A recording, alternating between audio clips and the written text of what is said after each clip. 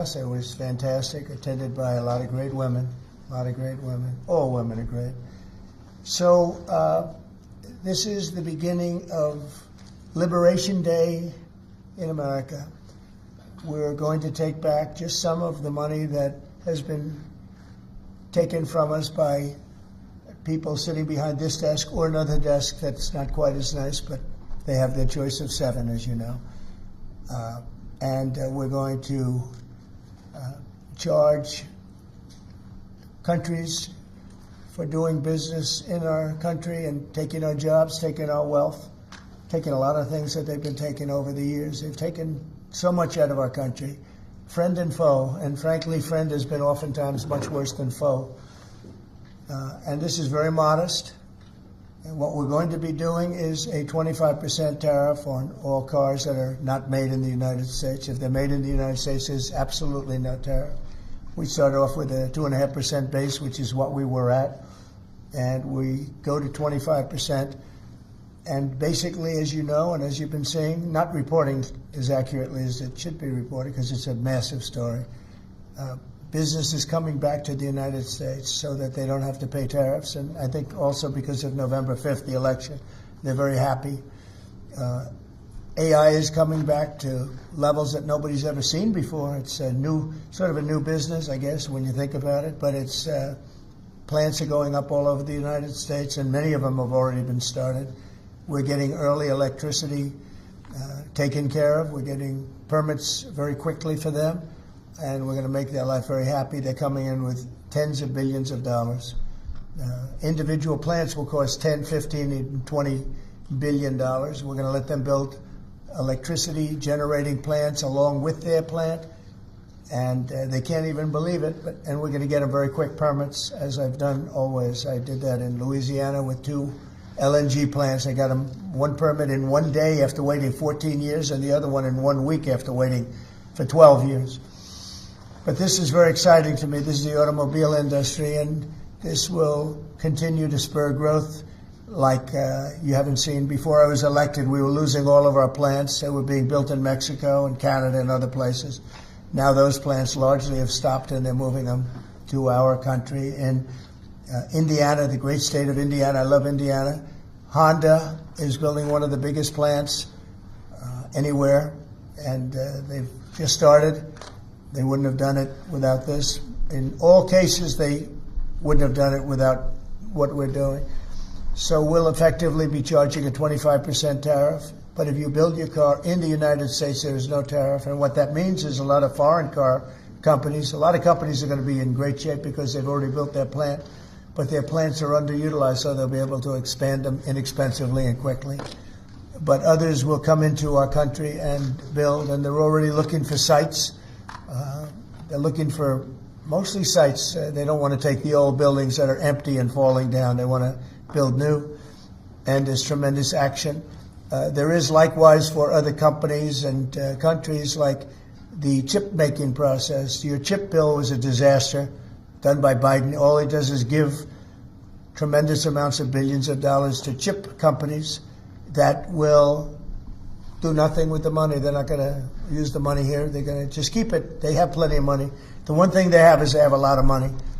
In our case, all we're doing is saying you can't come in unless you build here. And the largest chip company by far is manufacturer from Taiwan is building here, and it'll give us almost 40% of the chip market just with that. They're spending almost $200 billion in the United States to build a plant, and they've almost started. They'll be doing much of the work in Arizona.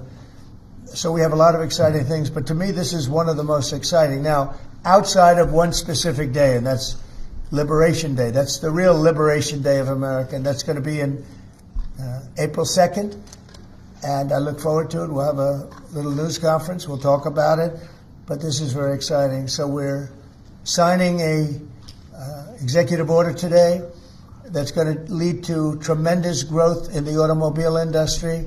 As you know, the electric mandate that we did allows you to buy a car now, electric or gasoline-powered or hybrid. You can buy any car you want. We had it so that within a short period of time, you had to buy all electric, and the country could never provide the money necessary to build all of those power plants that you would need all over the country. As you know, in the Middle West, they built 8 power stations.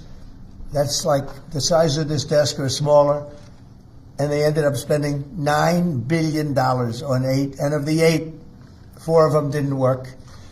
And we're not doing that. So you can buy electric, or you can buy gasoline, or you can buy hybrid, or you can buy whatever you want to buy. And that's the way it should be. The market's going to determine that. And you're going to see prices going down, but it's going to go down specifically because they're going to buy what we're doing, incentivizing companies to, and even countries, but companies to come into America and build.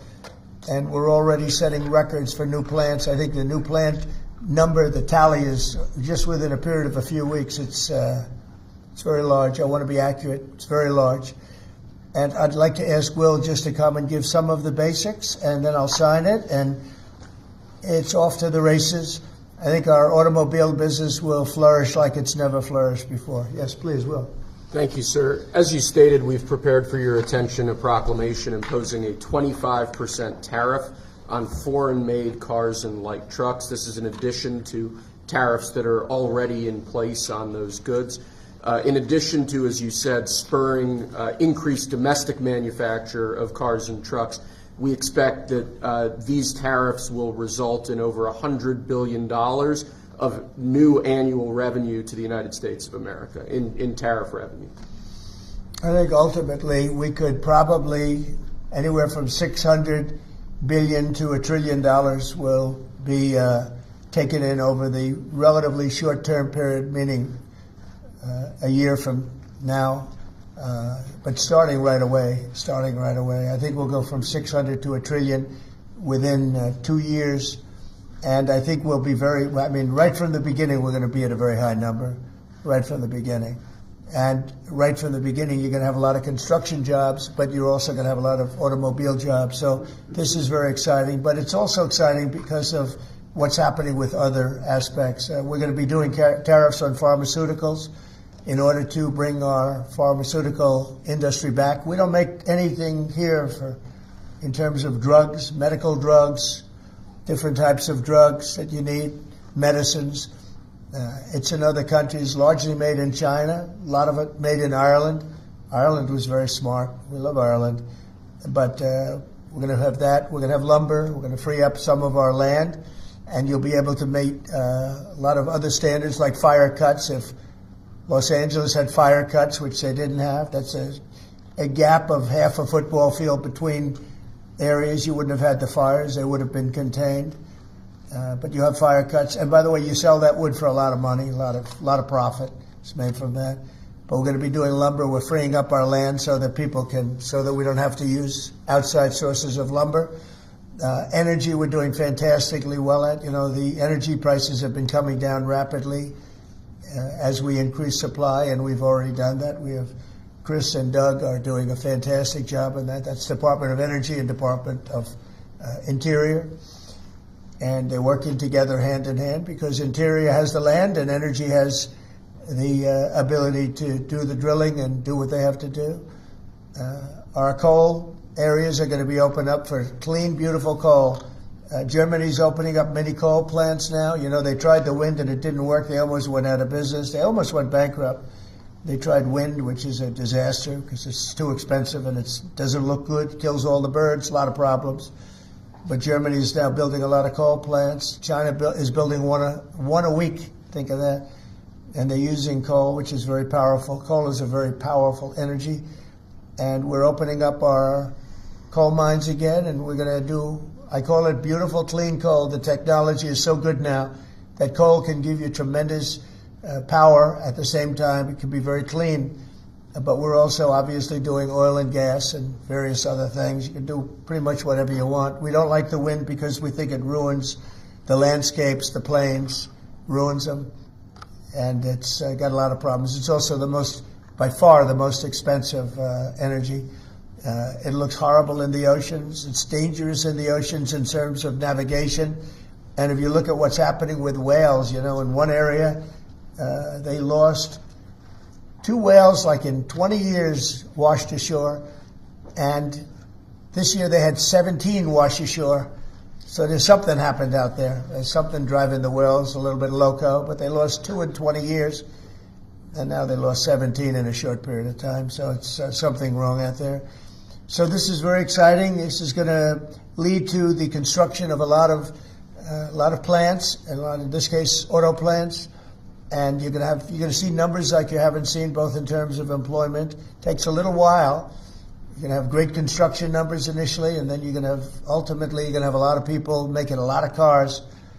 And one other thing, we have the Speaker of the House with us, who's doing a fantastic job. And where's Mike? And we're trying to get approved. Mike, thank you very much for being here. We're trying to get approved, if we can. If you borrow money to buy a car, you're allowed to deduct interest payments for purposes of income tax, but only if the car is made in America. So if the car is made in America, you get a loan, you can deduct the interest. That's a big saving. A lot of people in that part of the world, in terms of buying cars, a lot of them don't think in terms of deductions. People that think in terms of deductions are very wealthy people, but people are going to start understanding what a good deduction is all about. So when you get a loan to buy a car, and I think it's going to pay for itself. I don't think there's any cost. I think you're going to have so many cars built, but you're only going to get that deduction of interest if the car is made in the United States of America. So I'm going to sign this, and Mike, I hope you can get that, because I think it's going to be amazing in terms of the number of cars that are going to be made because of it. And I want to thank Howard Lutnick, our fabulous commerce chairman. That's what he is. He's a chairman. He's a very successful guy, a great guy. And we have a big day, Howard, coming up next week. It's going to be good. That's Liberation Day. That's going to be on the 2nd, and that's going to be reciprocal. And I think people will be impressed. We're going to be very fair. We're going to be very nice, actually. We have not been treated nicely by other countries, but we're going to be nice. So I think people will be pleasantly surprised, but it's going to make our country very rich, because we're the piggy bank that everybody steals from, and they've been doing it for many years, for decades, so we're not going to let it happen. So, but we're going to treat people very nicely. We're going to treat other countries very, very nicely, and I think it's going to have a very positive effect on everybody, including those other countries. So I'll sign this, and we will see you again on April the 2nd. In terms of this, it's going to be another round, and it's about making America great again, making it strong and prosperous again. Thank you very much. So Mr. President, on the car tariffs, how do you assure that a car coming into the country is fully built? Could an automaker in Germany say, leave the tires off a car? Yeah, we're going to have very strong policing, and it's pretty easy to do. If parts are made in America and a car isn't, those parts are not going to be taxed or tariffed. And we'll have very strong policing as far as that's concerned. For the most part, I think it's going to lead cars to be made in one location. You know, right now, a car would be made here, sent to Canada, sent to Mexico, sent all over the place. It's ridiculous. So this is a very simple system. And the beauty of the 25, it's one number. It's not up or down depending on the cost of the car. It's one number. And that number is going to be used to reduce debt greatly in the United States and to build things, reduce taxes. I mean, basically, I view it as reducing taxes and also reducing debt. And within a fairly short period of time, I think we're going to have a balance sheet that's going to be outstanding. Yeah. How do you assure Americans then that this will not cause a long-term increase in prices? Well, look, I think we're going to have a market the likes of which nobody's ever seen before, not in this country. You know, we had the best market ever in my first term. It was the strongest market ever, the best economy ever. And I think I think this blows it away. But this is something that people have wanted to do, presidents have wanted to do for a long time. A lot of them didn't understand it. It wasn't a priority for them. But foreign countries understood it very well. And they've really ripped us off at levels that nobody's seen before. But that's not going to happen. Mr. President, is this for today or on April 2nd, the auto tariffs? Say it? Do these auto tariffs go into effect today or on April 2nd? They go into effect on April 2nd. We're signing today. It goes into effect April 2nd. We start collecting on April 3rd. I suppose there's any more sectoral tariffs that are coming in on April 2nd? What does that mean? Any more tariffs on any other sectors on April 2nd, for example, chips or pharmaceuticals? Not then, but we will be putting a tariff on lumber. We, as you know, have a tariff already on steel and on aluminum of 25%, and we're taking in tremendous amounts of dollars. More importantly, our steel factories and aluminum factories are roaring. They're starting to roar. They're building new ones. I just heard from Nucor, which is a big company, a very big steel company, and they're building a massive plant for steel that they wouldn't build without this. So you're going to see things that are going to be actually amazing. And I think you already have. You know, we've had some news conferences where I can't have enough. They want to do news conferences where they announce they're going to spend 20, 30, 40 billion dollars. But Apple, as an example, is spending $500 billion. Okay. On the Signal chat, Senator Roger Wicker. Hold on one second. Go ahead. Reciprocal tariffs next week. Will those be immediately effective April 2nd on all countries, or will you focus on the worst offenders? No, we're going to make it all countries, and we're going to make it very lenient. I think people are going to be very surprised. It'll be, in many cases, less than the tariff that they've been charging us for decades.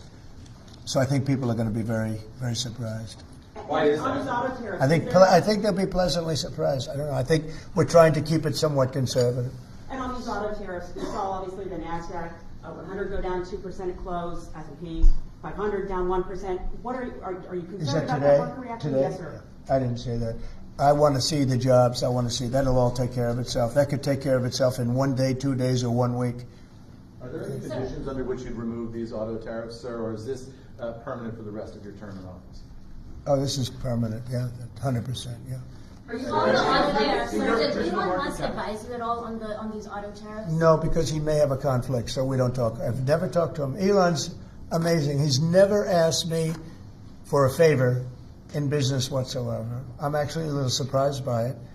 I might do it. I might not do it. I do what's right, and he'd want me to do what's right. No, he's a patriot.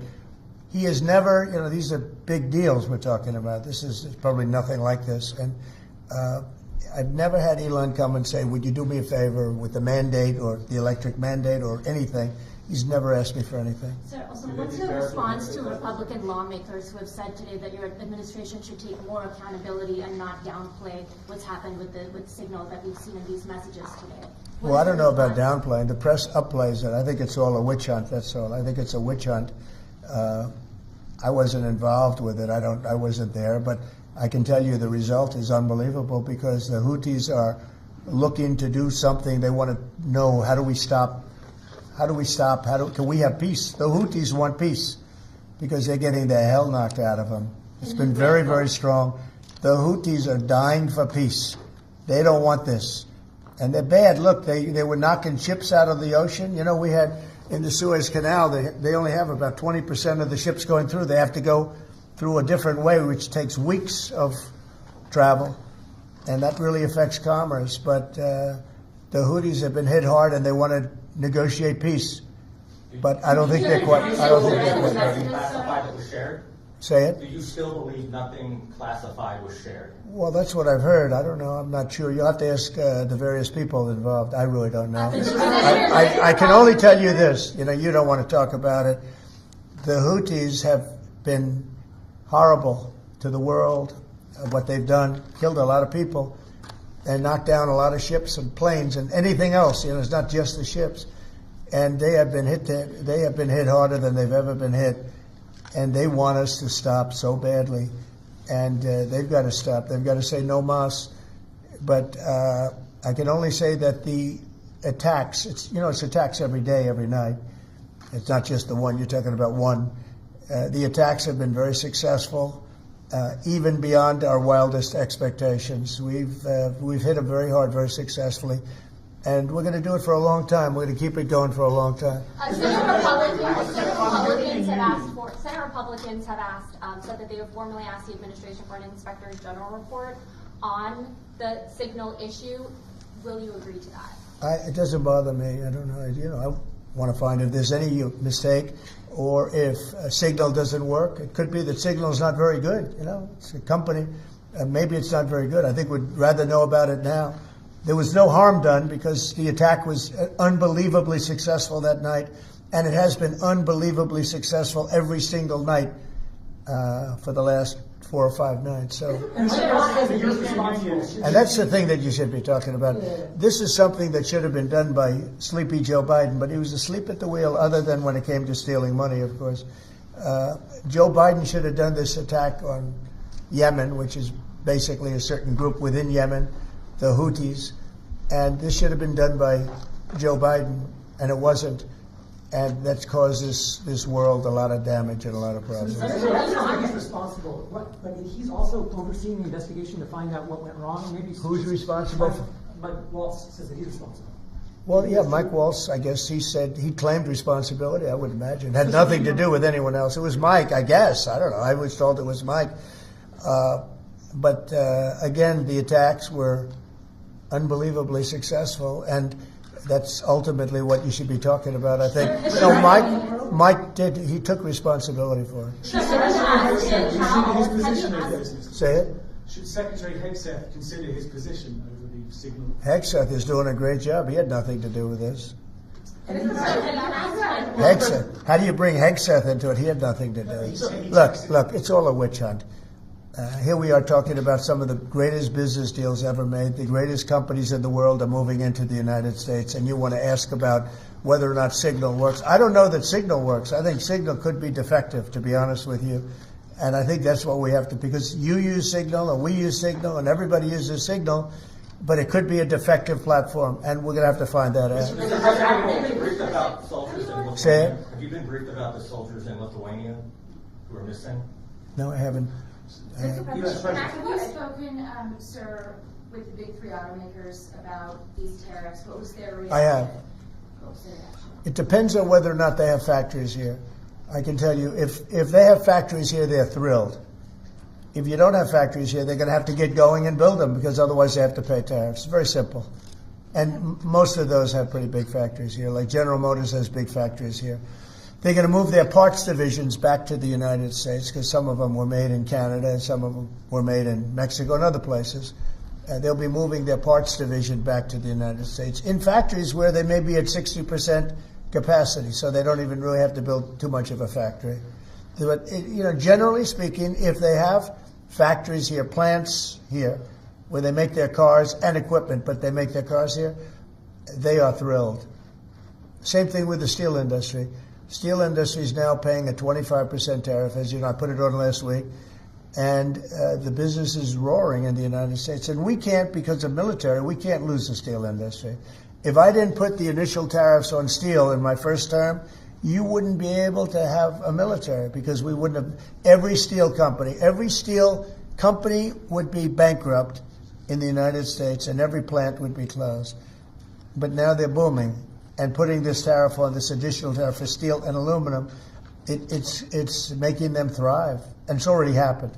Are you on the deadline for the TikTok sale? Will you extend that deadline if you don't have a deal? Do you support Oracle? Well, we will have a form of a deal. TikTok is very popular, very successful, very good. We're going to have a form of a deal, but if it's not finished, it's not a big deal. We'll just extend it. I have the right to have the deal and to extend it if I want. So we'll see whether or not we have a deal. We have a lot of interest in TikTok. Is there a way for a U.S. company to operate it and ByteDance to still have a share of the algorithm? Well, there are numerous ways you can buy TikTok, and we will find the one that's best for the country, for our country. I'm worried about our country more than anything else with respect to TikTok. And China is going to have to play a role in that, possibly, in the form of an approval, maybe. And I think they'll do that. Maybe I'll give them a little reduction in tariffs or something to get it done, because every point in tariff is worth more money than TikTok, if you think. Every point. Tariff is a much bigger world, and TikTok is big, but every point in tariffs is worth more than TikTok. So in order to get China to do, maybe I'd give them a reduction in tariffs, as an example. Sounds like something I'd do. You think the tariffs are going to be good for Tesla, sir? Good for who? Tesla, which makes it good. Well, he is a fantastic Tesla. Will tariffs be good? I think they may, it could be a net neutral or they may be good. He has a big plant in Texas. He has a big plant in California. And anybody that has plants in the United States, it's going to be good for, in my opinion. Mr. President, the European If you want Union to has ruled return against. education control to the states, how would you handle it if a state like California were to put in place education policy? You know, I haven't seen a mask in so long. You're wearing a mask. So nice of you. I haven't seen anybody wearing a mask in a long time. It's good. You feel more comfortable, right? Good. That's good. So go ahead. You said you want to return education control to the states. How would you handle it if a state like California were to put in place education policies you disagree with? Well, I think that California is going to be tougher because they're doing badly on everything they do. You know, everything they touch turns bad. So a place like California would be tougher for education. But what I would see with California is you'd have a Los Angeles department, and you'd have Riverside. You'd go to various places. And I think you'd have some great areas in California, and then you'd have some, like everything else, that doesn't work so well. But ultimately, I think it would be very successful. I think in New York, as an example, you'd go to Long Island, Westchester, you may have Nassau County, Queens County. You break it up in certain ways so they'd have maybe 5 departments, because of the size, they'd have 5 departments instead of 1. A state like Iowa, you'd have 1. And, I mean, they're just chomping at the bit to get going. So many states are chomping at the bit to get education, and it's going to happen fast, to get the education